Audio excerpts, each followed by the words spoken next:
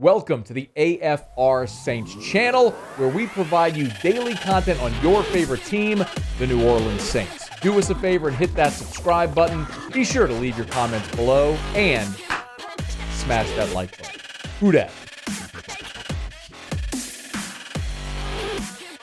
Man, it was really just kind of a no-win situation last night for New Orleans. They fall 20-3 versus the Dolphins. Again, we'll get deeper into the NFC playoff picture a little bit later on. But New Orleans now sits at the 10 seed, 7-8 per ESPN's FPI. They have a 34% chance to make the NFC playoffs. So they're not out of it by any stretch of the imagination and have the Panthers and Falcons left. But first and foremost, they've got to get healthier. And that deals a lot with COVID, but also not. You had, of course, the 22 players out on the COVID list last night. But, man, you also have somebody like Ryan Ramczyk, who's been out for a long time, who you'd really like to get back healthy. He makes such a difference on the offensive line. Same can be said for Tre'Quan Armstead. Without those two tackles, this Saints offense is just not anywhere close to what they can be.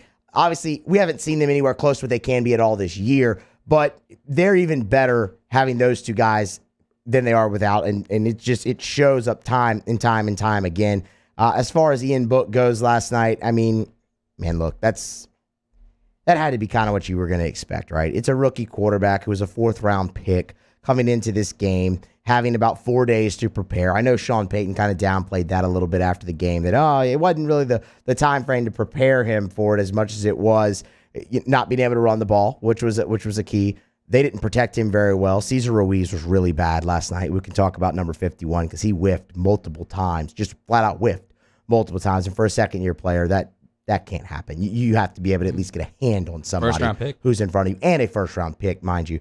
But when you look at Ian Book particularly, because of those things, maybe it is a little tough to evaluate him. But ultimately, I think you saw a lot of throws he'd like to have back, and you saw some throws that you stopped and looked at and said, oh, okay, not bad. But ultimately, it was never going to be enough to win that game for New Orleans. Yeah, just a putrid offensive performance, and fair or unfair, like you said, they're down their two best players, but it starts with the offensive line for the Saints, and this is according to Next Gen Stats. The Dolphins last night, Musso, had 6 sacks, bringing 4 or fewer pass rushers in a 20-3 victory, and the Dolphins lead the NFL with an 11% sack rate on non-blitzes. They were just abusing the Saints offensive line last night. Like you said, Ruiz was a part of it, but Armstead and Ramczyk being out there leads to a lot of stuff on the offensive line that wouldn't normally happen, as far as people just being out of sorts. Like, how many times the last couple of weeks, Musso, you've been watching the games and Alvin Kamara will run into a blocker, or somebody in the offensive line will bump into the guy next to them? They're just really out of sorts without Ramczyk and without Armstead being in there. Hopefully they're able to get those guys back, but as ugly as the game looked last night watching, it looks just as ugly in the stat sheet. I mean, New Orleans as a team only had 164 yards the entire game. They couldn't get the run game going, just 83 yards, and even less passing yards, 81 passing yards. But the most telltale stat, Musso, the biggest stat when it comes to the Saints losing this game, was the fact that they were 0 for 12 on third down. They were not extending drives. That defense was getting tired. And our sideline guy for the Spanish broadcast told us that the defense seemed to be getting kind of frustrated at the offense because it was just 3 and out every single time. And yes, they're really shorthanded, but the defense did everything they could to win this game. And honestly, they kind of kept the Saints in it, but they were never going to have a chance with that offense. And they did everything to keep the Saints in it without Demario Davis and without Quan Alexander, without Malcolm Jenkins, 3 really key players in the game. Obviously, Demario Davis for multiple reasons. He's an all-pro, a Pro Bowl guy, extremely talented, arguably one of the best Mike linebackers in the NFL, but also his leadership was missed as well. We talked about that yesterday when we previewed the game, that you're gonna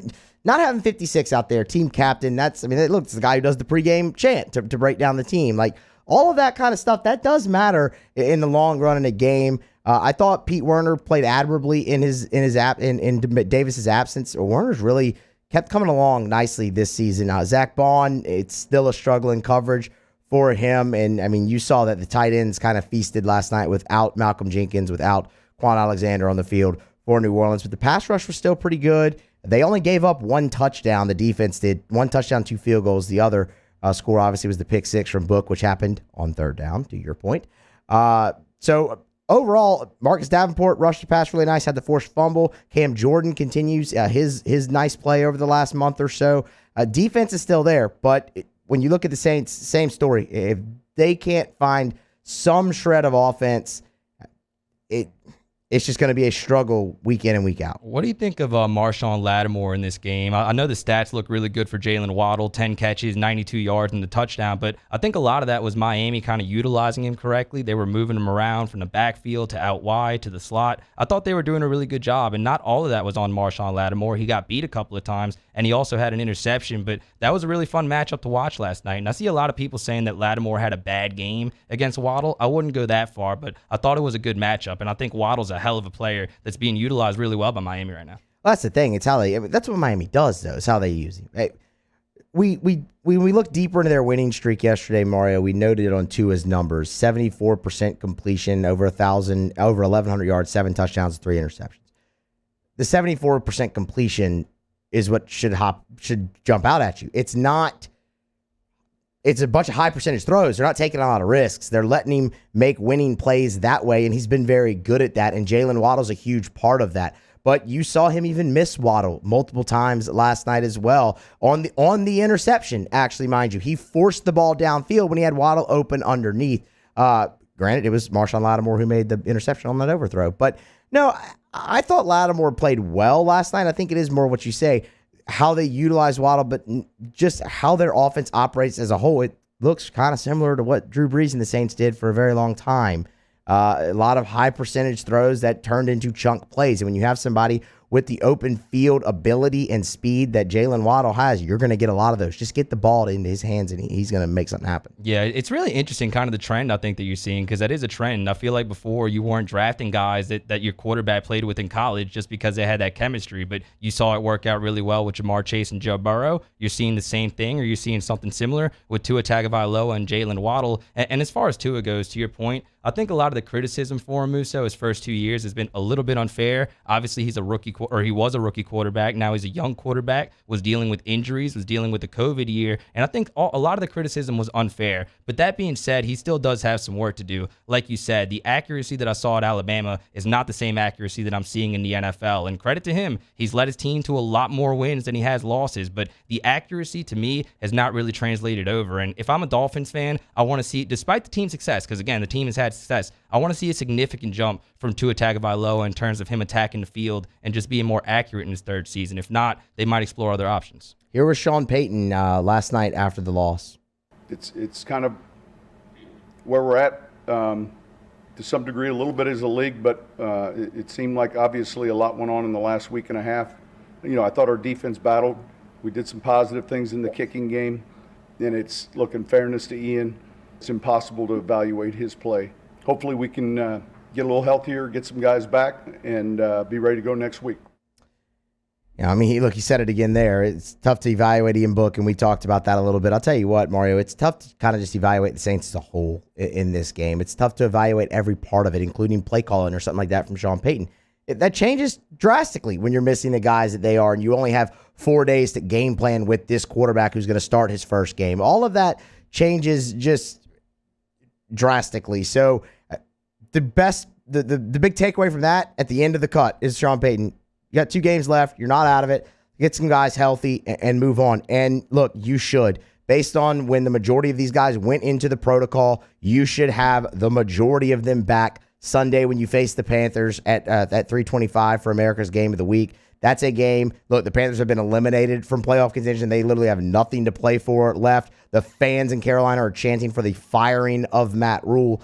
Not the best situation around the Panthers. So have them come into the Dome, get that win, move forward, stay healthy with COVID, obviously. But again, as we touched on at the beginning of the segment, see if you can't get Ramchick back, Armstead, some of those guys. Go forward the last 2 games and see if you can't sneak your way into the playoffs here. Deontay Harris will be back too. Deontay Harris will be back from his suspension. And that'll be huge for the and the special COVID teams. list. And the COVID list. How convenient. Just like Antonio Brown when he got suspended while he was dealing with all his fake COVID certificates and whatnot. But the Saints will get healthier, Musso. Hopefully they are able to make a run and make the playoffs. I think they're good enough to do that, especially with the guys that they have coming back. But if you're a Saints fan, I said this last week and I'll reiterate it, I think that you should be pretty happy with the fact that they're 7-8 right now and still have have a chance given everything that's happened. If I told you before the season Mike Thomas was going to go down for the year, Jameis Winston was going to go down for the season before the halfway mark of the campaign, you're going to have all these other injuries, you're going to have COVID, you would not have made 5-game losing streak. 5-game losing streak in the first year post Drew Brees. Like, this is adversity that other teams would not be able to handle, in my opinion. And Sean Payton, Dennis Allen, everybody on that staff deserves a lot of credit. And this defense going forward should give you a lot of hope if you're a Saints fan. I know they have some older players, Malcolm Jenkins and DeMario Davis and Cam Jordan, but the young talent that you see, a Pete Werner who we've talked about. Zach Barnes is a little raw, but he's been great on special teams. I think he does a lot of things really well. And guys like Chauncey Gardner-Johnson and Marcus Davenport are going to bring in the next chapter of defense for this team. So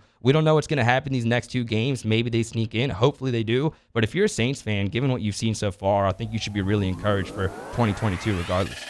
Hey, thanks so much for watching. Please leave your comments. I love to interact. And be sure to hit the red subscribe button below.